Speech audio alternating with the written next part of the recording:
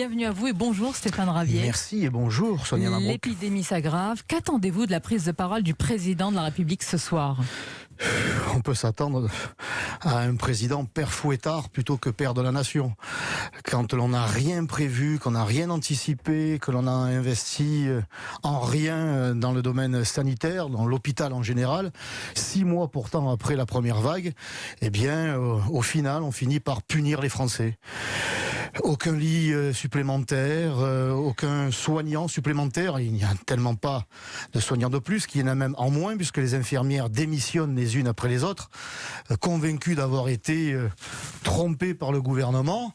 Donc le président n'a pas d'autre issue, ou en tout cas pas d'autre idée que de sanctionner les Français qui ont pourtant fait tant d'efforts. Mais si vous étiez aux responsabilités, face à une vague montante de l'épidémie, alors que les 3 semaines à venir s'annoncent très difficiles pour les Français, qu'auriez-vous décidé ? Eh bien, nous aurions déjà décidé dès le mois de janvier d'écouter Madame Buzyn, qui tirait la sonnette d'alarme, et nous aurions reconstitué les stocks de masques. Enfin, nous le savions, on reconstituer les stocks de masques, des dépistages.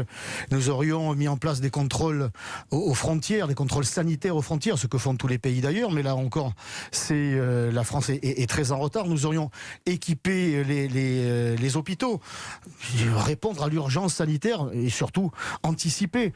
Monsieur Ravier, vous auriez équipé par exemple un exemple précis. Vous auriez équipé les hôpitaux de lits de réanimation pour lesquels on sait qu'il faut une formation évidemment pour ces personnels. Comment vous auriez fait avec une baguette magique, une formation express ? Il n'y a pas de baguette magique, il y a juste à anticiper. Gouverner, c'est prévoir.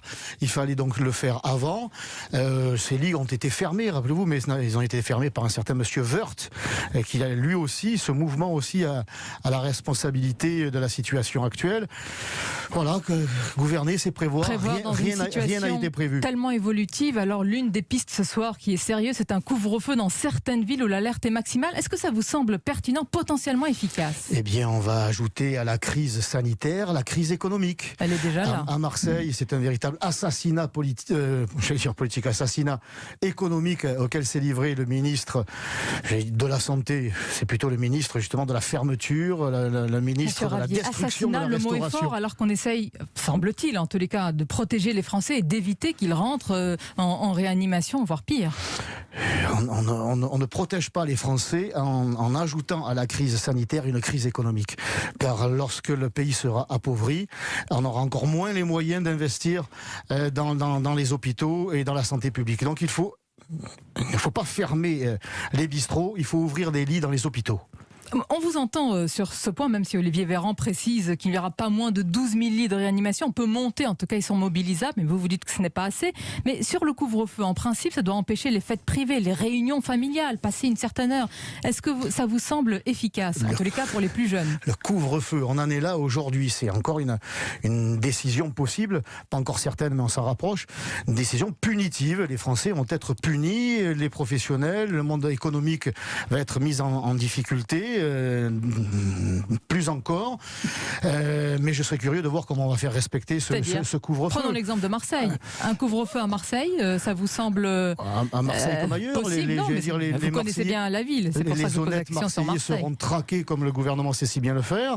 On se rappelle les déclarations du préfet l'allemand à Paris qui n'hésite pas à verbaliser les Parisiens qui auraient oublié de porter le masque. Par contre, dans les banlieues, là, on est beaucoup moins coercitif, on est beaucoup moins courageux. Je serais curieux de voir comment... Vous avez des preuves de cela, des preuves effectives. Vous avez vu qu'il y a des policiers qui ne patrouillent pas dans ces territoires-là, justement pour lever le pied ? Ou est-ce que c'est des on-dit ? Les policiers dans ce domaine-là, comme dans l'insécurité en général, lèvent le pied parce qu'on leur demande de lever le pied. On exige d'eux qu'ils lèvent le pied pour ne pas que les quartiers s'enflamment, pour qu'il n'y ait pas de dérapage.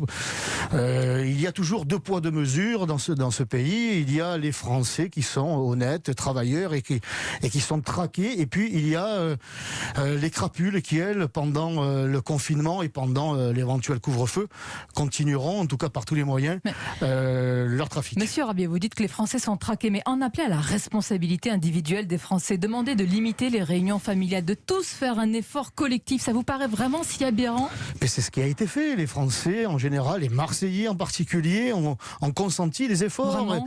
Nous avons tous des scènes, évidemment, et on peut les comprendre aussi de ces jeunes qui ont envie de rencontrer leurs amis. Vous avez tous vu vous-même, je suppose, à Marseille, ces scènes le soir, etc. Ça vous a pas heurté, frappé l'esprit dans une telle situation? Écoutez, le gouvernement nous a fait savoir qu'il fallait prendre des mesures, mais qu'il fallait aussi soutenir l'activité économique, que l'on pouvait prendre des vacances en restant en France. C'est ce que les Français ont fait, en portant un masque, en essayant d'appliquer cette distanciation.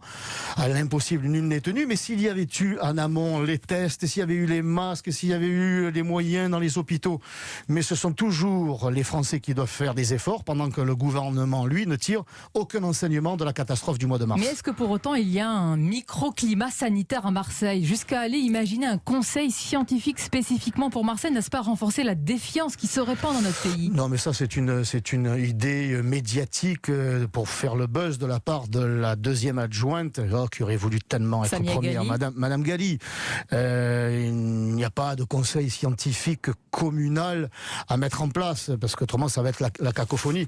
Il faut de la prévention, il faut des explications et soutenir le monde économique et non pas l'assassiner.